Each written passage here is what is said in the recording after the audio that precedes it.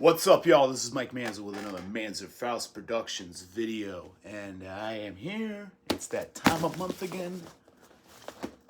Yeah. Time to open some Vinegar Syndrome. And just as like a heads up, I already got 3 of these releases beforehand. Screwed up the something with my account. Not so sure what it was. Hopefully it's taken care of, though. Doesn't usually happen, but every once in a while, you gotta get in there and change some stuff. I had a bunch of multiple of the same address, and I guess the computer got confused. Sent out the subscription stuff before, but no harm, no foul, right? So, gonna dig into some of this shit. And yeah, happy to see everybody digging the all the videos from last week. Plenty in the works. As usual, got episode 10 of Stop, Watch, and Listen coming up pretty soon. I've had some good watches recently. I'm excited to talk to y'all about. So yeah, keep your eyes open for those. So, let's start off with some partner label releases. And this one I'm excited about. Recently I watched a great documentary on the legendary Australian kind of proto-punk, early punk band, Radio Birdman. So, had to pick up this double feature from Umbrella, Stranded, The Saints, and Cosmic Psychos, Blokes You Can Trust. And I'm excited to dig into both of these. I'm not really familiar with the Cosmic Psychos, but definitely familiar with The Saints. Stranded is classic early punk rock anthem. I love these like Australian documentaries. It's kind of a scene I'm not as familiar with. I know like AC/DC, I know Rose Tattoo, all the more well-known ones, but love to dig into some of the lesser-known gems of that scene for sure. So really excited to jump into this. And I've been kind of sleeping on Umbrella, so I want to get more into their releases for sure. Next, we got a VHS Hit Fest, and got a couple of these I still need to grab up, but always excited to see some good SOV gems in the mix. This is Blind Faith. This is let me see if this is the one I'm thinking of. It's inspired by a real-life serial killer in the Philadelphia area. Looks pretty intense, man. Yeah, looks pretty crazy. I love these like SOV, like really down, dirty, sleazy, just crazy movies. And VHS Hit Fest is doing an awesome job at releasing a bunch of these. So really excited to dig into this. For sure. Staying with some SOVs, I got a couple of Saturn's core releases. This one I'm excited about, Age of Demons. I love that artwork. Back's a little bit, standard, but really great art on the main. You got that awesome cheesiness of that image. That's fun. This looks really, really cool. It's got a couple of silent features by Damon Foster, the director of this film. Really interesting stuff. He seems to be like an actual practicing Satanist. And you got this kind of, it looks like you got some crazy like creature effects of demons running around causing a ruckus. I love these kind of like religious kind of films. Like, it feels like it's coming from, like, oh, you're gonna have this lesson at the end, but it's coming from a person who's definitely critical of religion. So this should be very cool. Really interested in diving into this. So.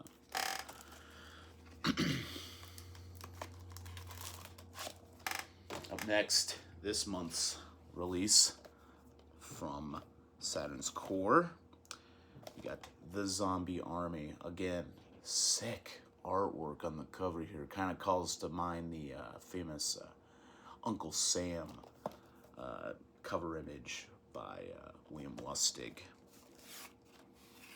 I'm gonna have to do the reverse on this. But yeah, this looks pretty cool. Don't really know a lot about this one. Didn't read up a lot, but it's shot in Wilmington, Delaware.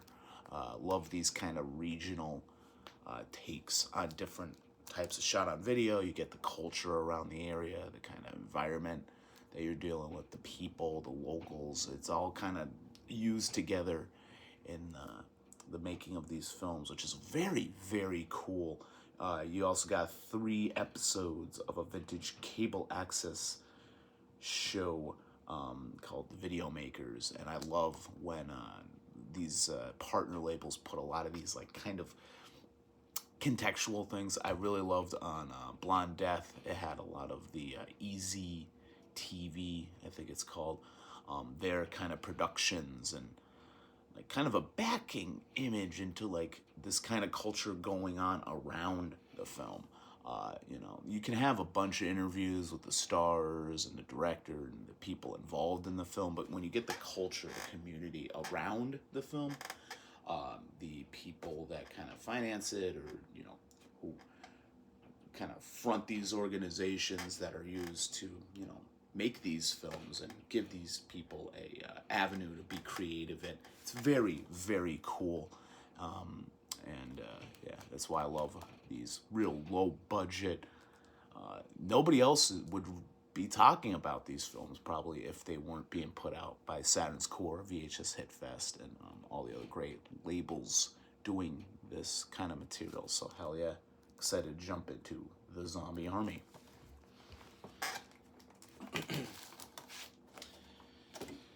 So, getting into the Vinegar Syndrome proper, I'd like to start with, since we're talking about SOV, let's go into the second release from Dick Gowser Video. For some reason, it says 4. I don't know what that's all about, but I feel like it's their second. I need to look into that. This is Herencia Diabolica. This looks like a lot of fun. Sort of a Mexican play on, it says, you know, a child's play kind of thing, but it's, you know, the killer doll. You can't really get rid of it. Sort of this curse comes with it.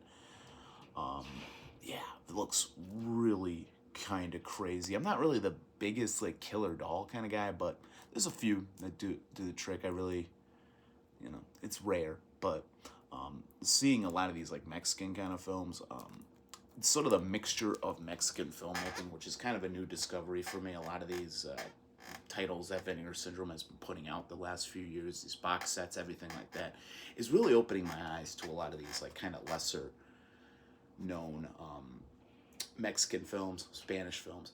And since I barely know anything about these filmmaking cultures, it's really cool to kind of see them. And with SOV, you know, I love the regional SOVs. I was talking about that in the other titles, but seeing it come from Mexico, like a completely different culture, different history, different ways of filmmaking, it's cool to see how those kind of styles work into SOV, a more like low budget kind of DIY kind of aesthetic.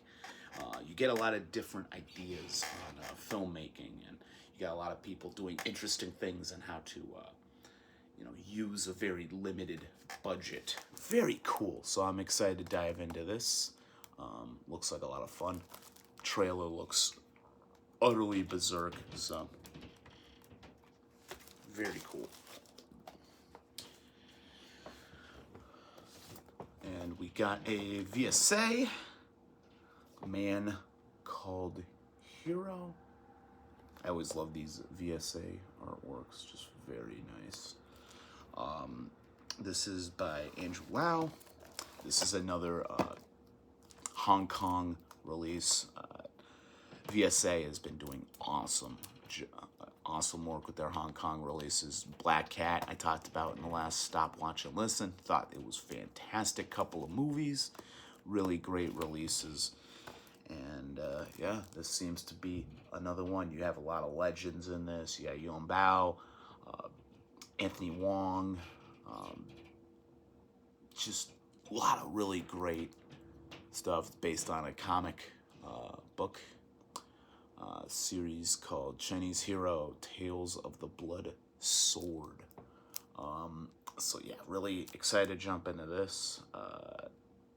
Trying to see if they have anything about the comic in the special features. Does not look like it, but you know, just very cool stuff. I like how VSA is kind of doing these. They're not theatrical. They're still shot on film. They're still pretty professionally produced, whatever you want that to mean. But I guess they're kind of more like video store staples, like stuff you would mostly only see through video and buying them through like distributors and stuff. You wouldn't so much go to a theater and see these types of films. And they've done a lot of interesting stuff, and I just love seeing them dive into really obscure Hong Kong stuff. They did a couple of other international fare. I think one of them was Spanish. It was one that I wasn't really a big fan of. That was a Devil Rat. Kind of just did nothing for me, but it's still interesting to see them take chances on a lot of these films. Not all of them are going to land, but I'm really excited to dive into this one because I love these Hong Kong films a ton. So, Man Called Hero. I'll seal that back up in a minute after I'm done. Up next, probably the most excited I am for release this month. That is 5-card stud with Robert Mitchum and Dean Martin. Another great kind of slipcover. This is directed by Henry Hathaway, who did True Grit. Probably one of the only John Wayne films I'm really big on. You know, I like The Searchers and everything like that, but True Grit really just like hit me in the right spot. You know, decent remake from the Coen brothers as well. Haven't seen it in about like 15 years, but I feel like if I revisit it, I'll enjoy it. But yeah, really excited to dig into this. Obviously, if you got Robert Mitchum in a prominent role in it, you got my fucking money right away, man. I love Robert Mitchum, and the last like 4 or 5 years, I've really been digging into as much as I possibly can. And I really like Dean Martin as well. And the premise of this sounds very interesting. You got kind of like a whodunit mystery kind of, but it's all like saloon card playing Western, you know, classic Hollywood Western kind of tropes and looks and everything like that. So I'm really excited to dig into this. Just the cast. You also have Roddy McDowell and young Yaphet Kotto, which is kind of cool. Really excited to see a lot of these other actors involved in this as well. Very, very fun. And I've been talking up VSL a lot the past year. They're just releasing a lot of really interesting stuff. I love that Polish set. I can't remember the name of the director, but really love that release. Those films were fucking incredible.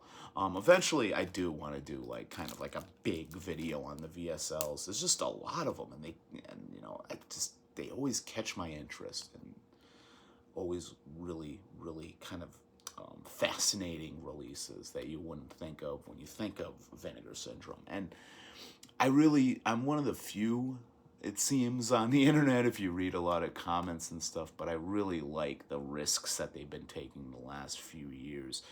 You know, the more mainstream movies, but they're still releasing a lot of great, like, heard of kind of obscure releases and stuff people never thought they would see. I like the variety of it. And the VSL opens up for even more variety. And Friday, when they announced the new Cinématographe, still can't fucking say that the right way, I know. But when they finally release the third title in that line, I am excited as shit because those are some amazing releases as well. So yeah, 5-car stud. Just, you know, we all talk about how great Vinegar Syndrome is, and, you know, I'm just preaching to the choir if you're watching this, but man, just the amount of stuff they're putting out and the amount of partner labels putting out amazing stuff. I can't get it all, you know? It's always a complaint that so many of us have, that there's just so much. You can't buy everything, but man, when I'm excited, it's worth it all. So, yeah. Can't wait. So, into the subscriber package for the month. Playgirls and the Vampire. Seems to be a kind of a different vibe, more of the playful kind of 60s. I believe this is like 1960, so it's black and white. You have kind of playing in the more like early 60s. It's kind of gothic, but definitely has that more kind of a playful kind of exploitation feel. Maybe more in line with some of the like more mainstream kind of exploitation, you know, like beach party movies or those kind of goofy over-the-top monster movies of the 50s, stuff like that. Just seems like a very interesting, I don't know if this is like straight up sexploitation, but I'm definitely guessing there's like elements of that early on. Pretty sure this is around the same time that the Nudie Cuties were happening, but I don't think there's any kind of stuff like that. I'm not so sure. I'm interested in digging into it. It has been getting pretty mixed reviews, let's say. People are excited about it, but there's some people who straight up hate it. But I'm interested, man. I'm kind of growing on a lot of these kind of 60s kind of sillier fare. Yeah, it's an interesting vibe, so I'm interested in digging into this, and they definitely have some interesting features on it, so yeah, can't wait to dig into that, talk to y'all about it.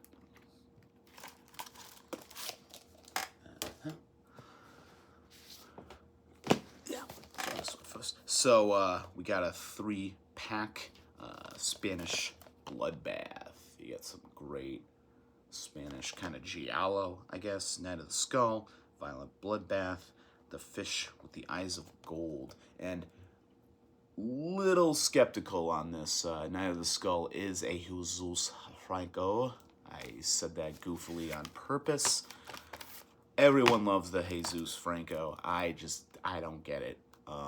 There's a few that I like. I love Bloody Moon. Count Dracula is probably one of my favorite Christopher Lee Draculas. There's some that really hit me. I still need to see like Rafifi in the City and his kind of noir kind of stuff. And this is him playing in Spanish giallo.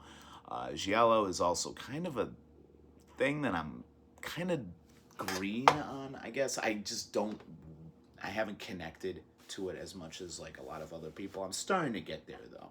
When I talk about in the next video the Volume 6 of the Forgotten Giallo set, that really kind of hit me for a loop because that was the first time that I absolutely loved all 3 releases. It seemed to have more variety. It seemed to have more like kind of interesting giallos. It almost felt like it should have been like the first volume. I don't know, like maybe they didn't have access or licensings for these specific films. I don't know how that works throughout the different volumes, but this was definitely like so far my favorite by far of all the volumes. I really like 3, but there was even one film, I can't remember, it's been like a couple of years. There was one film in there that I just was not into. But I don't know, maybe I'm coming around to it. It takes people a while to finally get in the swing of these, so maybe I'm starting to come around and, you know, get in the Spanish giallo.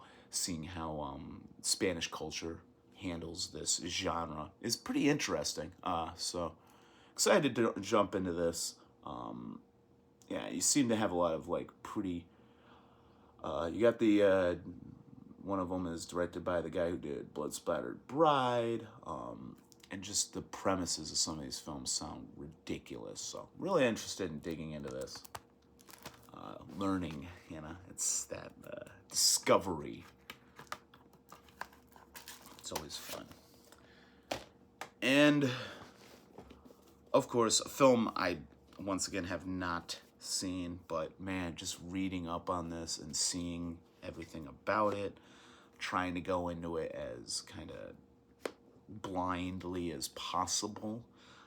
Haven't watched the trailer or anything, but I'm excited. I love this packaging. They do this great kind of uniform packaging for all their big, like, 4K releases on the main line.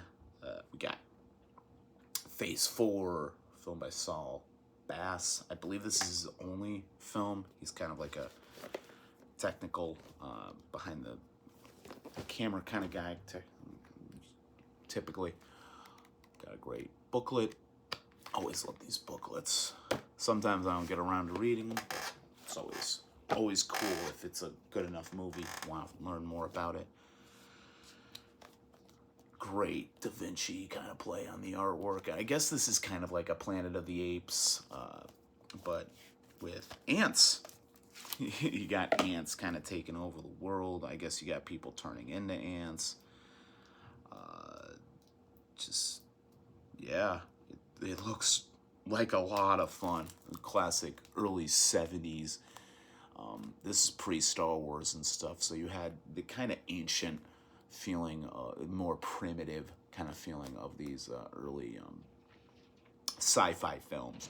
They have a different vibe, more psychedelic, kind of more slow burns, which is kind of cool.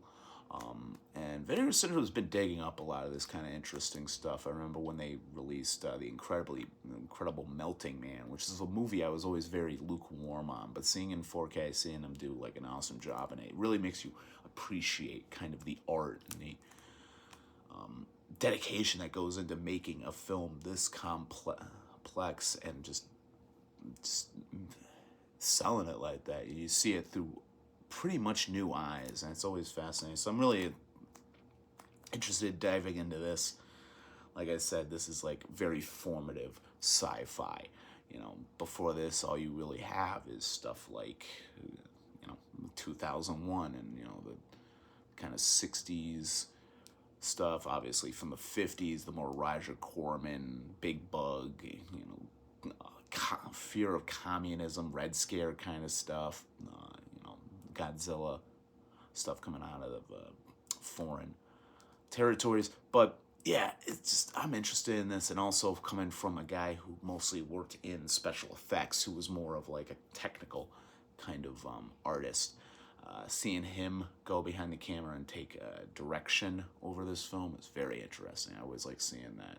So really, really excited to dive into Phase 4.